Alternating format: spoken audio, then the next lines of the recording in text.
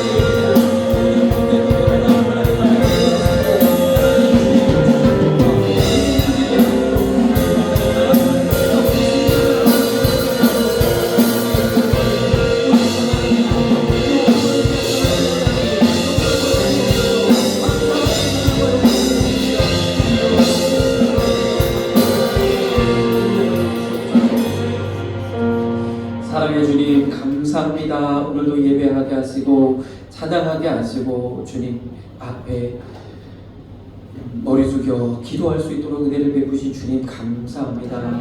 오늘 이 시간 우리의 예배를 받으시옵시고 주님 함께하여 주시고 나의 심령 가운데 주님이 좌정하셔서 주님과 통행하는 귀한 시간 되게 하여 주옵소서. 예수님의 이름으로 기도드리옵나이다. 아멘. 할렐루야. 오늘 우리 이렇게 보신 말씀처럼 하나님께서 우리 삶 가운데 많은 열매를 맺으시기를 원하십니다. 오늘 말씀의 제목은 선한 열매를 맺으라입니다. 우리가 11월 한 달 동안 하나님께서 우리 삶 가운데 열매 맺기를 원하시고 또 그 열매가 언제 맺어지시나 하나님께서 우리 삶 가운데 그 감사를 통해서 열매를 맺으신다는 것. 감사가 감사할 수 있는 것을 감사하는 것이 아니라 감사할 수 없을 때 그때 기도함으로 하나님이 주신 은혜와 성령의 능력으로 우리가 감사로 바뀌어질 때 우리 모든 상황이 감사로 바뀌어질 때 그때 하나님의 능력이 나타납니다. 그래서 그 감사는 열매를 많은 선한 열매를 맺게 하는 양분이 되어진다. 이렇게 말씀드렸습니다. 오늘은요 우리가 그렇다 하면 감사를 통해서 열매를 맺을 텐데 어떠한 열매를 맺어야 되는가, 어떠한 선한 열매를 맺어야 되는가, 열매에 대해서 함께 보기를 소망합니다. 오늘 야고보서 3장의 말씀도 보면 오늘 본문 말씀에 무화과 나무가 감람 열매를, 포도나무가 무화과를 맺을 수 없다는 거죠. 홍심도 똥나고 가시나무도 똥나고. 우리가 그래서 좋은 것을 심어야 좋은 열매를 거두게 될 줄로 믿습니다. 선한 열매를 거두시기 위하여 좋은 것들을 심으시는 저와 여러분들 되게 간절히 소망합니다.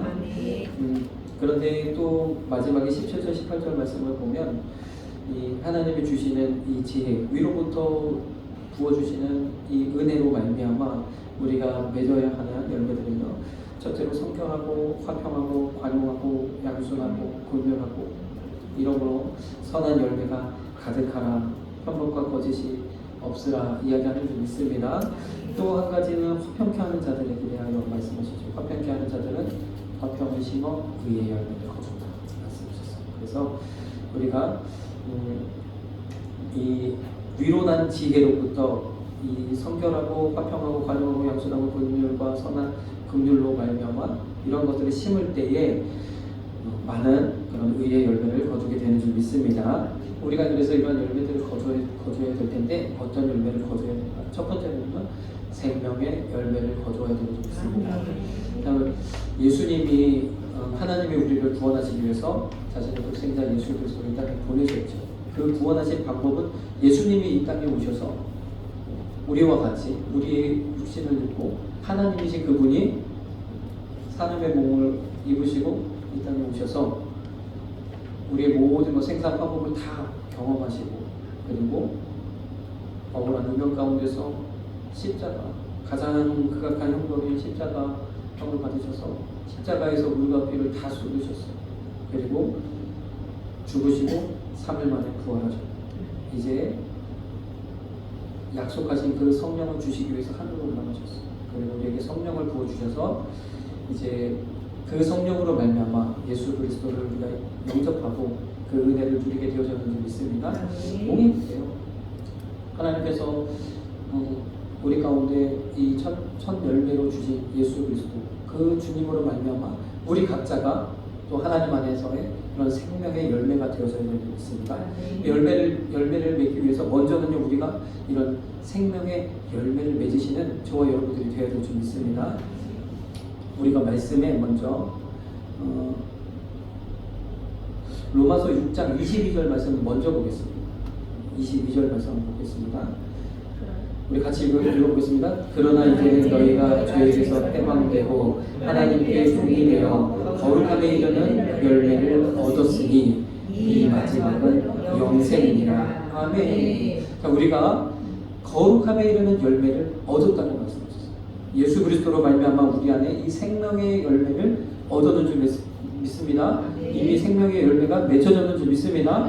우리 안에 이 생명의 열매가 있어야 된다는 거죠. 그런데 여기서 보면 하나님께 종이 되어 하나님 앞에 순종함으로 나아가는 이 열매를 우리에게 주셨다는 거예요. 그래서 우리가 이 순종을 심으심을 통해서 이 거룩한 열매가 풍성하게 맺혀지시기를 간절히 소망합니다. 그러면요, 이 거룩함에 이르는 열매를 얻으라, 열매를 맺으라 하는 말씀하셨기 때문에 6장의 앞절의 말씀들을 좀 보겠습니다.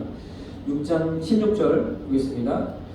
너희 자신을 종으로 부려 누구에게 순종하든지 그 순종함을 받는 자의 종이 되는 줄을 너희가 알지 못하느냐. 혹은 죄의 종으로 사망에 이르고 혹은 순종의 종으로 의에 이르느니라. 아멘. 순종함을 받는 자의 종이 된다. 하나님 말씀에 순종한다. 우리 하나님의 종이 되는 것이죠. 종이 된다 하니까 좀 어감이 좀 그래요. 그렇지? 우리는 자유하고 누구 밑에 들어가서 뭐 종이 되는 것을 우리 원치 않을 거예요. 아무도 종으로 사는 것을 원치 않아요. 우리 이번에 다니엘 기도회를 보니까 이 세상에 요즘에는 뭐 노예 제도가 다 폐지됐고 전 세계적으로 인권이 이제 강조되고 그런 가운데서 노예로 사는 사람들이 종으로 사는 사람들이 없을 것 같은데 아직도요 이렇게 노예로 그래서 정말 자유가 없이 속박 가운데 사는 사람들이 5천만 명이나 있다고. 우리나라 인구가 같대요. 그 사람들을 구해내는 정의의 사도들이 있더라고요. 예수님의 이름으로. 법률과 이 모든 것들 그래서 공부 열심히 하신 분들이 아무 바람도 조건도 없이 그 일을 감당하는 거예요. 아주 위험하고 어려운데 그 사람들을 건져내고 그리고 그들을 법률적으로 구원해내고 그 나라의 잘못된 그런 법 체계를 다시 세우는 그런 일들을 하시는 분들이 있더라고요. 참 대단하시죠. 그런데 마찬가지로 우리는 누구도 종으로 사는 것을 원치 않아요. 그런데 재미있는 사실은요, 우리는요 하나님의 종이 아니면 또 누군가의 종으로, 마귀의 종으로, 세상의 종으로, 죄의 종으로 살아갈 수밖에 없다는 거죠. 그래서 그러면 우리가 누구의 종으로 살 것인가? 마귀의 종으로 살면, 죄의 종으로 살면 결국에는 사망입니다. 근데 하나님의 종으로 살면 의에 이른다. 근데요, 우리가 종이라고 해서 순종을 하기 때문에 순종한다는 뜻에서 하나님의 종이라고 이야기하지만 하나님은요, 우리를요, 종처럼 마귀가 종을 부리듯이 사람들은 악하고 그래서 종을 부릴 때 그렇게 하죠. 자기 뜻대로 마음대로 같은 사람임에도 불구하고 사고파는 물건처럼 다루게 되죠. 이건 악한 거죠. 그런데 마귀가 그렇단 말이에요. 마귀는 어쨌든지 우리를 믿는 자라고 넘어뜨리게 하려고 여러 가지로 계획을 가지고 우리에게 다가옵니다. 그래서 왜 그럴까요? 하나님이 마귀가 하나님으로부터 승리할 수 있는 방법은 인간들, 하나님이 너무너무 사랑하시는 그래서 그 아들 주고 다시 살리시기를 소망하는 그 사람들을 하나님 편에 두지 않는 것. 그것이 마귀의 첫 번째, 아니 가장 추구하는 그런 목표라는 거예요. 하나님으로부터 우리 사람들을 띄워놓는. 그래서 아담과 하와 때 승리한 줄 알았지만 예수 그리스도로 말미암아 그 머리는 밟혔고 이제는 하나님이 온전히 승리하여 나가고 계시는 줄 믿습니다. 우리 가운데서 승리하셔서 우리에게 이 생명을 주셨다. 주님은요 우리에게 마치 로봇처럼 이렇게 하나 저렇게 하나 감효하시는 분이에요. 어떻게 하죠? 하나님이 친히 죽으셨고 또 성령을 우리 가운데 보내셔서 우리의 마음을 변화시키고 새롭게 하셔서 하나님의 뜻대로 내가 스스로 결단할 수 있도록 하나님 하신다는 거예요. 오래 참으시고 기다리시고 그렇게 하셔서 하나님의 뜻 가운데로 우리를 인도해 가시는 줄 믿습니다. 이 하나님의 종으로 사는 것이 얼마나 기쁘고 얼마나 감사해요. 하나님의 능력이 내 능력이 되어져서 이 땅 가운데 하나님의 나라를 확장하는 그 일을 감당하는 그런 종이라는 거예요. 같은 종이 아니에요. 그러면 이러한 하나님의 종이 되어져서 많은 의의 생명의 열매를 맺으시는 저와 여러분들 되길 소망합니다. 6장 20절에서 21절 너희가 죄의 종이 되었을 때에는 의에 대하여 자유하였느니라. 너희가 그때 무슨 열매를 얻었느냐. 이제는 너희가 그 일을 부끄러워하니 이는 그 마지막이 사망이니라. 그렇죠. 설명할 필요가 없죠. 우리가 주님 알기 전에 그렇죠. 우리 안에 맺었던 열매는 그 어떤 것이라도 결국에는 사망이었기 때문에 이제 22절처럼 하나님의 종이 되어 거룩함에 이르는 열매를 맺으시는 저와 여러분들 되길 간절히 소망합니다. 그럼 우리가 첫 번째로 이 생명의 열매를 맺으시게 됩니다. 하나님의 말씀대로 순종하며 나아가신 저와 여러분들에게 간절히 소망합니다. 그래서 말씀에 순종하는, 말씀 가운데 나아가시는 저와 여러분들 되셔야 돼요. 두 번째로는요, 사랑의 열매를 맺어야 합니다. 예수님이 이 땅에 오셨죠. 우리에게 생명 주시려고 자신의 생명을 내어주셔서 이 땅에 오셨어요. 주님이 이 땅에 오셔서 3년 반 동안 공생애를 지내시면서 주님이 하신 일들, 그 주님이 하신 일들을 우리도 본받아서 이 사랑의 열매를 맺어야 하는 줄 믿습니다. 주님이 이 땅에 오셔서 참 많은 말씀들과 또 가난한 자를 도우시고 병자들을 고치시고 또 과부와 고아의 친구가 되시고 가장 연약한 사람들을 돌보셨다. 그런 주님이신 줄 믿습니다. 오실 때부터 마구간에 오셨지만 양치기들, 목동들, 목자들, 그 목자들의 영광을 받으셨던 주님. 오실 때부터 가장 낮은 모습으로 오셔서 낮은 자들을 섬기셨던 그 주님의 모습처럼 우리도 이 사랑의 열매를 맺어야 되는 줄 믿습니다. 그럼 사랑의 열매를 우리가 맺기 위해서 어디서부터 사랑의 열매는 너무 많기에 우리가 오늘은요, 우리 먼저 가장 우리 안에, 우리 가정 안에, 또 우리 부부 안에 사랑의 열매를 맺으셔야 될 줄 믿습니다. 네, 우리 부부가 서로 사랑함을 통해서 하나님의 영광을 돌리시는 그런 은혜가 있습니다. 에베소서 5장 33절 보겠습니다. 그러나 너희도 각각 자기의 아내 사랑하기를 자기같이 하고 아내도 그 남편을 경외하라. 에베소 5장 33절 마지막 절이죠. 그 쭉 앞절에 보면 남편들아, 아내를 그리스도가 교회를 사랑하신 같이 사랑하라. 아내들아, 남편들을 교회가 하나님을 섬기듯이 경외하라 그랬어요. 이 말씀을 보면 남편들에게는 아내를 사랑하라 말씀하셨고 아내들에게는 남편을 좀 높여주라 말씀하셨어요. 가만히 이 말씀 제가 묵상하다 보니까 참 남편들은요, 아내를 사랑함에 있어서 좀 약점이 있는 것 같습니다. 그렇기 때문에 주님이 사랑하라고 특별하게 사랑하라 말씀하셨어요. 남편들은요, 이 사랑의 열매를 맺으시기를 소망합니다. 지금 열심히 사랑의 열매를 심으셔서 노년에 사랑의 열매를 거두시길 바랍니다. 자, 주님이 말씀하셨어요. 사랑하라 아내를 자기같이. 어떻게 해요? 주님이 교회를 위하여 자기 목숨을 내어주신, 모든 것을 내어주신 같이 사랑하라는 거예요. 가만히 생각해 보면 우리가 이 부분에 남편들이 약하기 때문에 주님 특별히 또 한 가지 우리 아내들에게는요, 남편을 좀 높여주라. 가만히 보면 또 아내들은요, 남편을 높여주는 부분에 있어 조금 약점이 있는 것 같아요. 그래서 남편을 바라보기를 뭐 발바닥에 뭐처럼 이렇게 저희 좀 참 엄청 싸웠던 적이 있고, 네, 그 얘기는 그만두고 사랑하기를 주님 말씀하셨고 높여주기를 말씀하셨는지 믿습니다. 이것이 약점이기 때문에 주님이 이렇게 강조하신 거죠. 그래서 모두가 다 이렇게 서로 아내도 남편을 사랑하고 또 높여주고 아내도 남편을 사랑하고 또 높여주고 그렇게 해야 될 줄로 믿습니다. 사랑의 열매가 가정 안에서 특별히 부부 안에서 또 풍성하게 맺혀지기를 소망합니다. 주님의 말씀, 이 말씀에 순종할 거예요. 그러면 거룩한 의의 열매, 생명의 열매도 더불어 맺을 줄로 믿습니다. 디모데전서 5장 8절 보겠습니다. 누구든지 자기 친족, 특히 자기 가족을 돌아보지 아니하면 믿음을 배반한 자요 불신자보다 더 악한 자니라. 아멘. 그래서 이제는 또 가정, 또 친족을 돌아보라 말씀이죠. 지금 이제 날씨도 추워지고 겨울이 되어지고 있지 않습니까? 우리 가족 가운데 어려움이 있는 누군가가 있다면 돌아보시고 또 그들에게 이 사랑을 베풀 때에 정말 그 마음 문이 열려지고 혹시 주님을 믿지 않는다면 주님께로 돌아오는 역사가 이 겨울에 또 일어나는 은혜가 있을 줄로 믿습니다.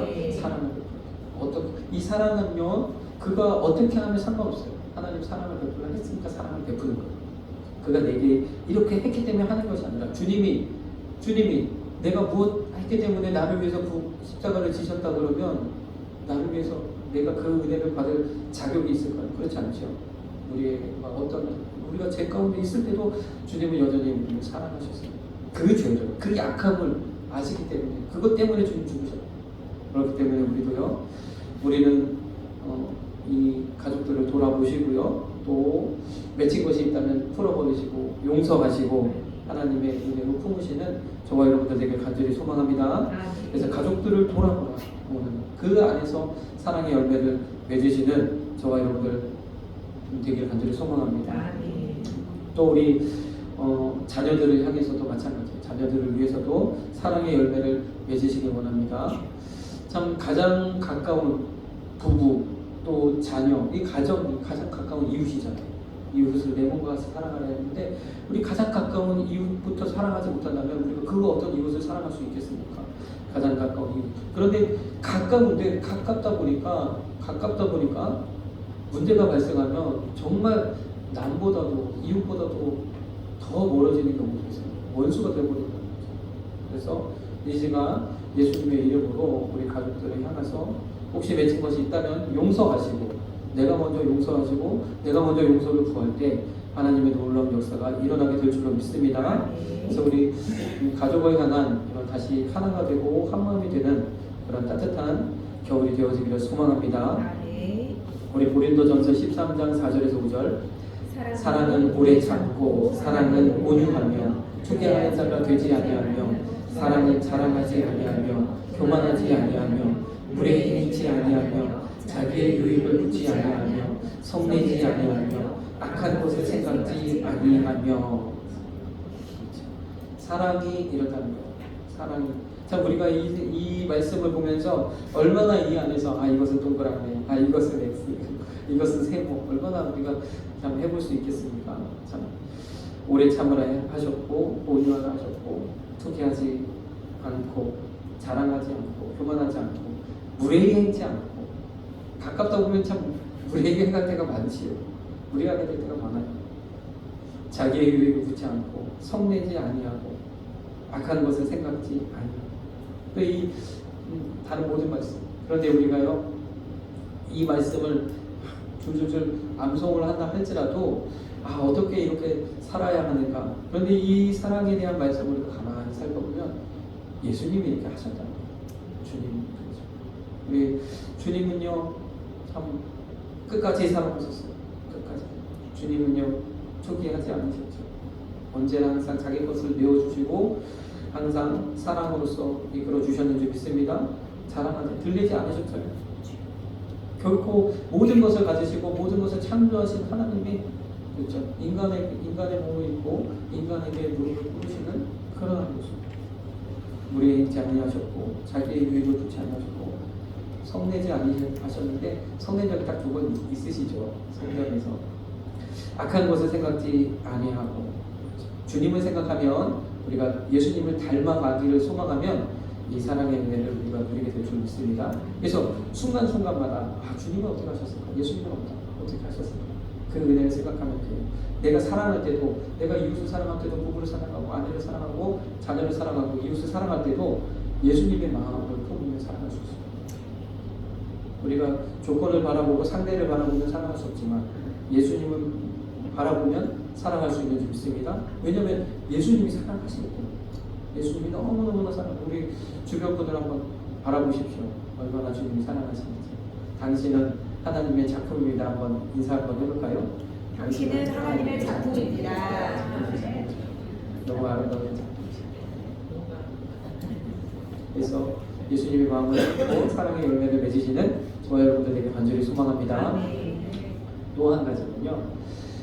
주님이 이 땅에 오셔서 사랑으로서 다스렸고 또 한 가지는 주님은 죄와 함께할 수 없는 죄와 함께할 수 없습니다. 하나님이 이 세상을 다스리시는 원리와 섭리는요 사랑과 공의입니다. 하나님의 나라, 하나님의 정의가 이 땅 가운데 세워지기를 하나님이 원하시는 줄 믿습니다. 또 한 가지는 하나님이 그러셨던 것처럼 주님이 그러셨던 것처럼 이 땅 가운데 하나님의 공의, 우리말로 하면 정의, 이 정의가 세워지는 이 정의의 열매를 맺어야 되는 줄 믿습니다. 아모스 5장에도 보면 공법을 물같이 정의를 하수같이 흘릴지로다 하면서 하나님을 믿는 사람들이 이렇게 있는데 이스라엘 백성을 향해서 이야기하는 거예요. 유대인들을 향해서 이야기하는 거예요. 너희가 하나님의 백성이라고 하면서 어찌 이러한 불법이 성행하는 거지. 그래서 하나님을 믿는 우리 가운데 하나님의 은혜가 흘러서 이 하나님의 공의가 우리 삶을 지배하는 삶 가운데서 나타나는 그런 정의의 열매를 맺어야 하는 줄 믿습니다. 에베소서 5장 8절에서 9절 보겠습니다. 너희가 전에는 어두움이더니 이제는 주 안에서 빛이라. 빛의 자녀들처럼 행하라. 빛의 열매는 모든 착함과 의로움과 진실함에 있느니라. 아멘. 이 빛 가운데 있다. 주 안에 있다. 이것은요. 그래서 하나님의 교회를 통해서 역사하십니다. 하나님은요. 우리가 빛 가운데 있다는 것은 드러난다는 거죠. 드러난다는 것은 어둠 가운데 있다는 것은 감추어준다는 거예요. 하나님 그래서 공동체를 기뻐하십니다. 그래서 하나님 혼자 있는 것보다 둘이 있는 것을 기뻐하셨어요. 그래서 아담에게 하와를 허락하셨죠. 그리고 또 하나님께서 자녀들을 허락하시고 또 그 공동체를 허락하셨어요. 우리 가운데 교회로 하나님 우리를 부르셨어요.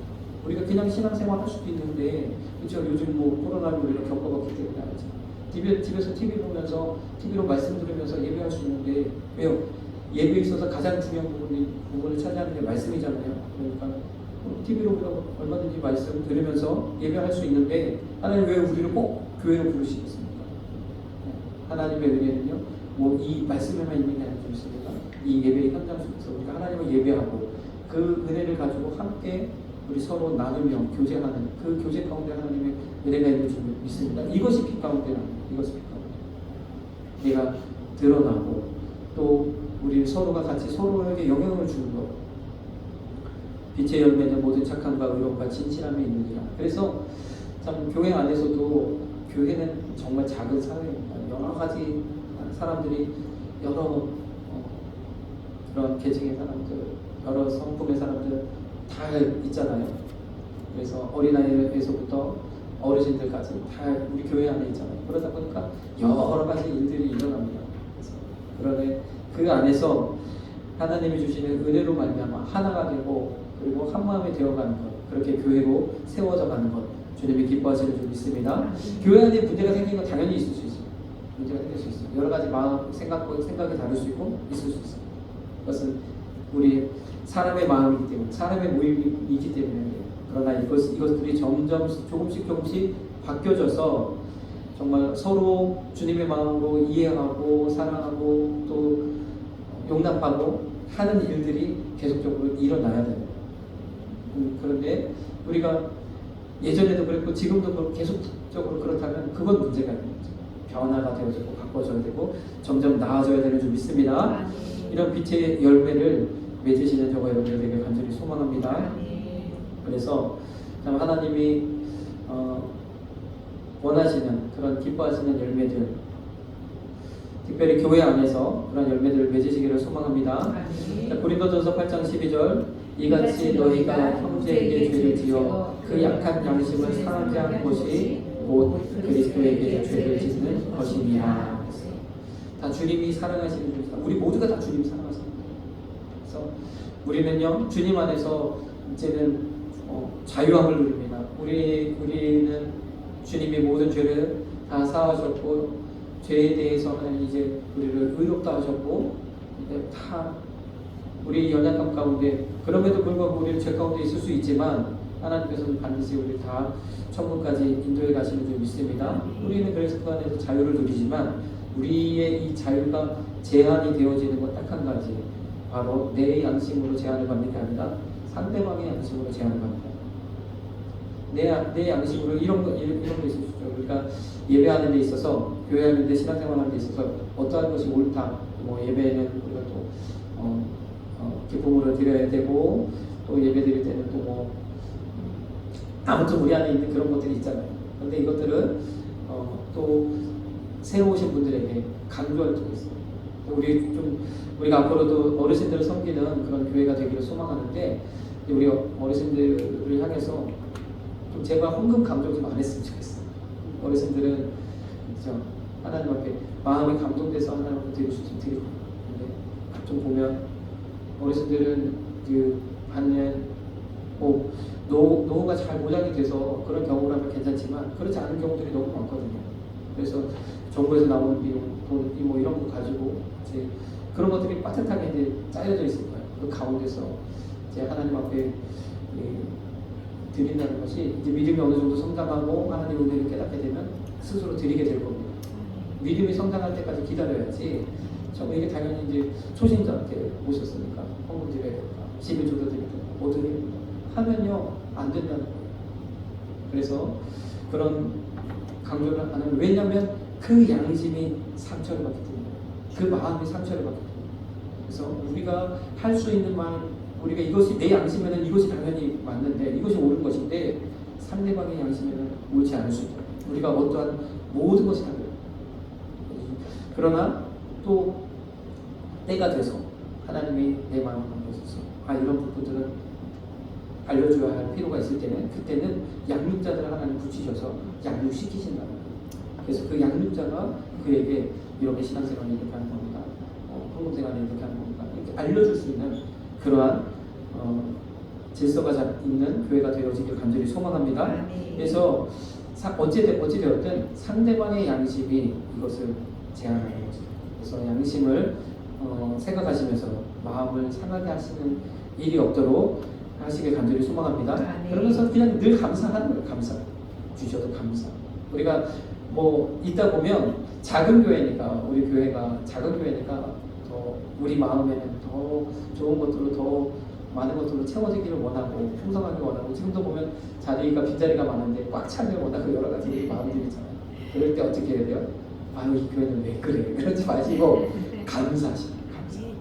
그래도 이만큼이라도 늘 보시는 얼굴 늘 뵐 수 있어서 너무 감사합니다. 감사하신 저와 여러분들에게 간절히 소망합니다. 찬양할 수 있어서 감사합니다.